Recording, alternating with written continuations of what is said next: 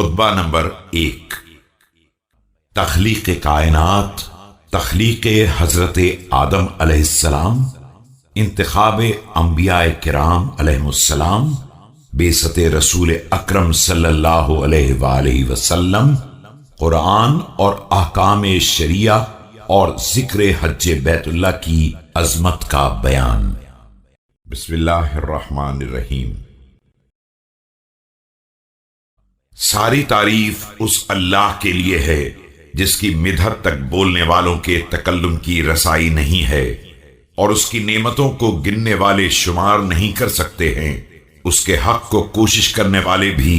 ادا نہیں کر سکتے، نہ ہمتوں کی بلندیاں اس کا ادراک کر سکتی ہیں اور نہ ذہانتوں کی گہرائیاں اس کی تہ تک جا سکتی ہیں۔ اس کی صفت ذات کے لیے نہ کوئی معین حد ہے، نہ توصیفی کلمات، نہ مقررہ وقت ہے اور نہ آخری مدت۔ اس نے تمام مخلوقات کو صرف اپنی قدرت کاملہ سے پیدا کیا ہے، اور پھر اپنی رحمت ہی سے ہوائیں چلائی ہیں، اور زمین کی حرکت کو پہاڑوں کی میخوں سے سنبھال کر رکھا ہے۔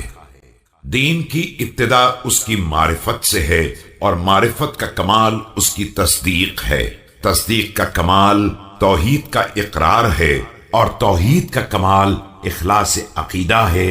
اور اخلاص کا کمال زائد بر ذات صفات کی نفی ہے کہ صفت کا مفہوم خود ہی گواہ ہے کہ وہ موصوف سے الگ کوئی شے ہے، اور موصوف کا مفہوم ہی یہ ہے کہ وہ صفت سے جداگانہ کوئی ذات ہے۔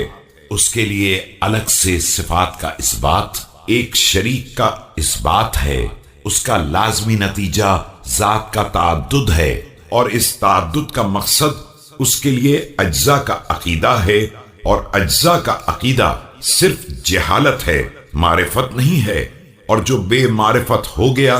اس نے اشارہ کرنا شروع کر دیا، اور جس نے اس کی طرف اشارہ کیا اس نے اسے ایک سمت میں محدود کر دیا، اور جس نے محدود کر دیا اس نے اسے گنتی کا ایک شمار کر لیا جو سراسر خلاف توحید ذات ہے۔ جس نے یہ سوال اٹھایا کہ وہ کس چیز میں ہے، اس نے اسے کسی کے ضمن میں قرار دے دیا، اور جس نے یہ کہا کہ وہ کس کے اوپر قائم ہے، اس نے نیچے کا علاقہ خالی کرا لیا۔ اس کی ہستی حادث نہیں ہے، اور اس کا وجود عدم کی تاریکیوں سے نہیں نکلا ہے۔ وہ ہر شے کے ساتھ ہے لیکن مل کر نہیں، اور ہر شے سے الگ ہے لیکن جدائی کی بنیاد پر نہیں۔ وہ فاعل ہے لیکن حرکات و آلات کے ذریعے نہیں، اور وہ اس وقت بھی بصیر تھا جب دیکھی جانے والی مخلوق کا پتہ نہیں تھا۔ وہ اپنی ذات میں بالکل اکیلا ہے، اور اس کا کوئی ایسا ساتھی نہیں ہے جس کو پا کر انس محسوس کرے اور کھو کر پریشان ہو جانے کا احساس کرے۔ تخلیق کائنات۔ اس نے مخلوقات کو از غیب ایجاد کیا اور ان کی تخلیق کی ابتدا کی، بغیر کسی فکر کی جولانی کے، بغیر کسی تجربے سے فائدہ اٹھائے ہوئے یا حرکت کی ایجاد کیے ہوئے، یا نفس کے افکار کی الجھن میں پڑے ہوئے۔ تمام اشیاء کو ان کے اوقات کے حوالے کر دیا، اور پھر ان کے اختلافات میں تناسب پیدا کر دیا۔ سب کی طبیعتیں مقرر کر دیں اور پھر انہیں شکلیں عطا کر دیں۔ اسے یہ تمام باتیں ایجاد کرنے سے پہلے سے معلوم تھیں، اور ان کی حدود اور ان کی انتہا کو خوب جانتا تھا۔ اسے ہر شے کے ذاتی اطراف کا بھی علم تھا، اور اس کے ساتھ شامل ہو جانے والی اشیاء کا بھی علم تھا۔ اس کے بعد اس نے فضا کی وسعتیں، اس کے اطراف، اکناف اور ہواؤں کے طبقات ایجاد کیے، اور ان کے درمیان وہ پانی بہا دیا جس کی لہروں میں تلاطم تھا اور جس کی موجیں تہ بتہ تھیں، اور اسے ایک تیز و تند ہوا کے کاندھے پر لاد دیا، اور پھر ہوا کو الٹنے پلٹنے اور روک کر رکھنے کا حکم دے دیا، اور اس کی حدوں کو پانی کی حدوں سے یوں ملا دیا کہ نیچے ہوا کی وسعتیں تھیں اور اوپر پانی کا تلاطم۔ اس کے بعد ایک اور ہوا ایجاد کی جس کی حرکت میں کوئی تولیدی صلاحیت نہیں تھی، اور اسے مرکز پر روک کر اس کے جھونکوں کو تیز کر دیا اور اس کے میدان کو وسیع تر بنا دیا، اور پھر اسے حکم دیا کہ اس بحر زخار کو مت ڈالے اور موجوں کو الٹ پلٹ کر دے۔ چنانچہ اس نے سارے پانی کو ایک مشکیزے کی طرح مت ڈالا اور اسے فضائے بسیط میں اس طرح لے کر چلی کہ اول کو آخر پر الٹ دیا اور ساکن کو متحرک پر پلٹ دیا، اور اس کے نتیجے میں پانی کی ایک سطح بلند ہو گئی اور اس کے اوپر ایک جھاگ کی تہ بن گئی۔ پھر اس جھاگ کو پھیلی ہوئی ہوا اور کھلی ہوئی فضا میں بلند کر دیا، اور اس سے 7 آسمان پیدا کر دیے، جس کی نچلی سطح ایک ٹھہری ہوئی موج کی طرح تھی، اور اوپر کا حصہ ایک محفوظ سقف اور بلند عمارت کی مانند تھا۔ نہ اس کا کوئی ستون تھا جو سہارا دے سکے، اور نہ کوئی بندھن تھا جو منظم کر سکے۔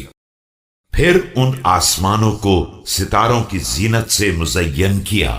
اور ان میں تابندہ نجوم کی روشنی پھیلا دی، اور ان کے درمیان ایک ذوفگن چراغ اور ایک روشن ماہتاب رواں کر دیا، جس کی حرکت ایک گھومنے والے فلک اور ایک متحرک چھت اور جنبش کرنے والی تختی میں تھی۔ ملائکہ کی خلقت۔ پھر اس نے بلند ترین آسمانوں کے درمیان شگاف پیدا کیے اور انہیں طرح طرح کے فرشتوں سے بھر دیا، جن میں سے بعض سجدے میں ہیں تو رکوع کی نوبت نہیں آتی ہے، اور بعض رکوع میں ہیں تو سر نہیں اٹھاتے ہیں، اور بعض صف باندھے ہوئے ہیں تو اپنی جگہ سے حرکت نہیں کرتے ہیں، بعض مشغول تسبیح ہیں تو خستہ حال نہیں ہوتے ہیں۔ سب کے سب وہ ہیں کہ نہ ان کی آنکھوں پر نیند کا غلبہ ہوتا ہے اور نہ عقلوں پر سہو و نسیان کا، نہ بدن میں سستی پیدا ہوتی ہے اور نہ دماغ میں نسیان کی غفلت۔ ان میں سے بعض کو وحی کا امین اور رسولوں کی طرف قدرت کی زبان بنایا گیا ہے، جو اس کے فیصلوں اور احکام کو برابر لاتے رہتے ہیں، اور کچھ اس کے بندوں کے محافظ اور جنت کے دروازوں کے دربان ہیں، اور بعض وہ بھی ہیں جن کے قدم زمین کے آخری طبقے میں ثابت ہیں، اور گردنیں بلند ترین آسمانوں سے بھی باہر نکلی ہوئی ہیں۔ ان کے اطراف بدن اقطار عالم سے وسیع تر ہیں، اور ان کے کاندھے پایا ہائے عرش کے اٹھانے کے قابل ہیں۔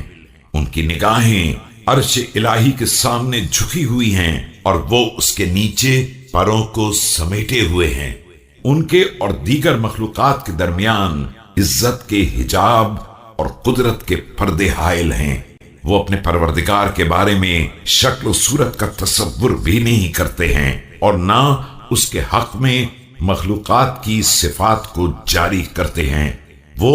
نہ اسے مکان میں محدود کرتے ہیں اور نہ اس کی طرف اشباہ و نظائر سے اشارہ کرتے ہیں۔ تخلیق جناب آدم علیہ السلام کی کیفیت۔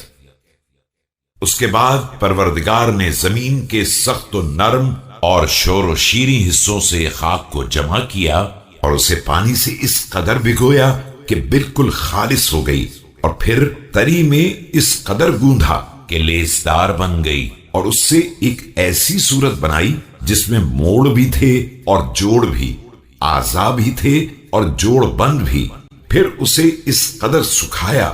کہ مضبوط ہو گئی، اور اس قدر سخت کیا کہ کھن کھنانے لگی، اور یہ صورتحال ایک وقت معین اور مدت خاص تک برقرار رہی، جس کے بعد اس میں مالک نے اپنی روح کمال پھونک دی اور اسے ایسا انسان بنا دیا جس میں ذہن کی جولانیاں بھی تھیں اور فکر کے تصرفات بھی، کام کرنے والے اعضاء و جوارح بھی تھے، اور حرکت کرنے والے ادوات و آلات بھی، حق و باطل میں فرق کرنے والی معرفت بھی تھی، اور مختلف ذائقوں، خوشبوؤں، رنگ و رغن میں تمیز کرنے کی صلاحیت بھی۔ اسے مختلف قسم کی مٹی سے بنایا گیا جس میں موافق اجزاء بھی پائے جاتے تھے اور متضاد عناصر بھی، اور گرمی، سردی، تری، خشکی جیسی کیفیات بھی۔ پھر پروردگار نے ملائکہ سے مطالبہ کیا کہ اس کی امانت کو واپس کریں اور اس کی معہودہ وصیت پر عمل کریں، یعنی اس مخلوق کے سامنے سر جھکا دیں اور اس کی کرامت کا اقرار کر لیں۔ چنانچہ اس نے صاف صاف اعلان کر دیا کہ آدم کو سجدہ کرو، اور سب نے سجدہ بھی کر لیا سوائے ابلیس کے کہ اسے تعصب نے گھیر لیا اور بدبختی غالب آ گئی، اور اس نے آگ کی خلقت کو وجہ عزت اور خاک کی خلقت کو وجہ ذلت قرار دے دیا، مگر پروردگار نے اسے غضب الہی کے مکمل استحقاق، آزمائش کی تکمیل اور اپنے وعدے کو پورا کرنے کے لیے یہ کہہ کر مہلت دے دی کہ تجھے روزے وقت معلوم تک کے لیے مہلت دی جا رہی ہے۔ اس کے بعد پروردگار نے آدم علیہ السلام کو ایک ایسے گھر میں ساکن کر دیا جہاں کی زندگی خوشگوار اور مامون و محفوظ تھی، اور پھر انہیں ابلیس اور اس کی عداوت سے بھی باخبر کر دیا، لیکن دشمن نے ان کے جنت کے قیام اور نیک بندوں کی رفاقت سے جل کر انہیں دھوکہ دے دیا، اور انہوں نے بھی اپنے یقین محکم کو شک اور عزم مستحکم کو کمزوری کے ہاتھوں فروخت کر دیا، اور اس طرح مسرت کے بدلے خوف کو لے لیا، اور ابلیس کے کہنے میں آ کر ندامت کا سامان فراہم کر لیا۔ پھر پروردگار نے ان کے لیے توبہ کا سامان فراہم کر دیا اور اپنے کلمات رحمت کی تلقین کر دی، اور ان سے جنت میں واپسی کا وعدہ کر کے انہیں آزمائش کی دنیا میں اتار دیا جہاں نسلوں کا سلسلہ قائم ہونے والا تھا۔ انبیاء کرام کا انتخاب۔ اس کے بعد اس نے ان کی اولاد میں سے ان انبیاء کا انتخاب کیا جن سے وحی کی حفاظت اور پیغام کی تبلیغ کی امانت کا عہد لیا، اس لیے کہ آخری مخلوقات نے عہد الہی کو تبدیل کر دیا تھا، اس کے حق سے ناواقف ہو گئے تھے، اس کے ساتھ دوسرے خدا بنا لیے تھے، اور شیطان نے انہیں معرفت کی راہ سے ہٹا کر عبادت سے یکسر جدا کر دیا تھا۔ پروردگار نے ان کے درمیان رسول بھیجے، انبیاء کا تسلسل قائم کیا تاکہ وہ ان سے فطرت کی امانت کو واپس لیں اور انہیں بھولی ہوئی نعمت پروردگار کو یاد دلائیں، تبلیغ کے ذریعے ان پر اتمام حجت کریں اور ان کی عقل کے دفینوں کو باہر لائیں اور انہیں قدرت الہی کی نشانیاں دکھلائیں۔ یہ سروں پر بلند ترین چھت، یہ زیر قدم گہوارہ، یہ زندگی کے اسباب، یہ فنا کرنے والی اجل، یہ بوڑھا بنا دینے والے امراض، اور یہ پے در پے پیش آنے والے حادثات۔ اس نے کبھی اپنی مخلوقات کو نبی مرسل یا کتاب منزل یا حجت لازم یا طریق واضح سے محروم نہیں رکھا ہے۔ ایسے رسول بھیجے ہیں جنہیں نہ عدد کی قلت کام سے روک سکتی تھی اور نہ جھٹلانے والوں کی کثرت۔ ان میں جو پہلے تھا اسے بعد والے کا حال معلوم تھا، اور جو بعد میں آیا اسے پہلے والے نے پہچانوا دیا تھا، اور یوں ہی صدیاں گزرتی رہیں اور زمانے بیتتے رہے، آباء و اجداد جاتے رہے اور اولاد و آفاد آتے رہے۔ بعثت رسول اکرم صلی اللہ علیہ وآلہ وسلم۔ یہاں تک کہ مالک نے اپنے وعدے کو پورا کرنے اور اپنی نبوت کو مکمل کرنے کے لیے حضرت محمد صلی اللہ علیہ وآلہ وسلم کو بھیج دیا، جن کے بارے میں انبیاء سے عہد لیا جا چکا تھا اور جن کی علامتیں مشہور اور ولادت مسعود و مبارک تھی۔ اس وقت اہل زمین متفرق مذاہب، منتشر خواہشات اور مختلف راستوں پر گامزن تھے۔ کوئی خدا کو مخلوقات کی شبیہ بتا رہا تھا، کوئی اس کے ناموں کو بگاڑ رہا تھا، اور کوئی دوسرے خدا کا اشارہ دے رہا تھا۔ مالک نے آپ صلی اللہ علیہ وآلہ وسلم کے ذریعے سب کو گمراہی سے ہدایت دی اور جہالت سے باہر نکال لیا۔ اس کے بعد اس نے آپ کی ملاقات کو پسند کیا اور انعامات سے نوازنے کے لیے اس دار دنیا سے بلند کر لیا، آپ کو مصائب سے نجات دلا دی اور نہایت احترام سے اپنی بارگاہ میں طلب کر لیا، اور امت میں ویسا ہی انتظام کر دیا جیسا کہ دیگر انبیاء نے کیا تھا، کہ انہوں نے بھی قوم کو لاوارث نہیں چھوڑا تھا جس کے لیے کوئی واضح راستہ اور مستحکم نشان نہ ہو۔ قرآن اور احکام شرعیہ، انہوں نے تمہارے درمیان تمہارے پروردگار کی کتاب کو چھوڑا ہے جس کے حلال و حرام، فرائض و فضائل، ناسخ و منسوخ، رخصت و عزیمت، خاص و عام، عبرت و امثال، مطلق و مقید، محکم و متشابہ، سب کو واضح کر دیا تھا، مجمل کی تفسیر کر دی تھی، گتھیوں کو سلجھا دیا تھا۔ اس میں بعض آیات ہیں جن کے علم کا عہد لیا گیا ہے اور بعض سے ناواقفیت کو معاف کر دیا گیا ہے، بعض احکام کے فرض کا کتاب میں ذکر کیا گیا ہے اور سنت سے ان کے منسوخ ہونے کا علم حاصل ہوا ہے، یا سنت میں ان کے وجوب کا ذکر ہوا ہے، جبکہ کتاب میں ترک کرنے کی آزادی کا ذکر تھا۔ بعض احکام ایک وقت میں واجب ہوئے ہیں اور مستقبل میں ختم کر دیے گئے ہیں۔ اس کے محرمات میں بعض پر جہنم کی سزا سنائی گئی ہے، اور بعض گناہ صغیرہ ہیں جن کی بخشش کی امید دلائی گئی ہے۔ بعض احکام ہیں جن کا مختصر بھی قابل قبول ہے اور زیادہ کی بھی گنجائش پائی جاتی ہے۔ ذکر حج بیت اللہ، پروردگار نے تم لوگوں پر حج بیت الحرام کو واجب قرار دیا ہے،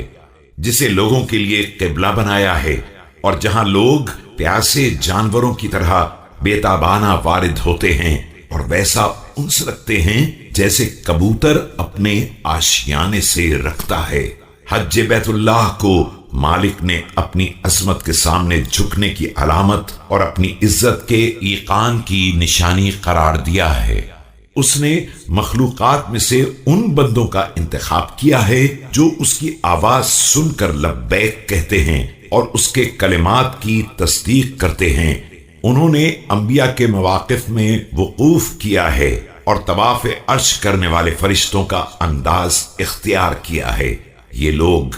اپنی عبادت کے معاملے میں برابر فائدے حاصل کر رہے ہیں اور مغفرت کی وعدہ گاہ کی طرف تیزی سے سبقت کر رہے ہیں۔ پروردگار نے کعبے کو اسلام کی نشانی اور بے پناہ افراد کی پناہ گاہ قرار دیا ہے، اس کے حج کو فرض کیا ہے اور اس کے حق کو واجب قرار دیا ہے۔ تمہارے اوپر اس گھر کی حاضری کو لکھ دیا ہے اور صاف اعلان کر دیا ہے کہ اللہ کے لیے لوگوں کی ذمہ داری ہے کہ اس کے گھر کا حج کریں جس کے پاس بھی اس راہ کو طے کرنے کی استطاعت پائی جاتی ہو۔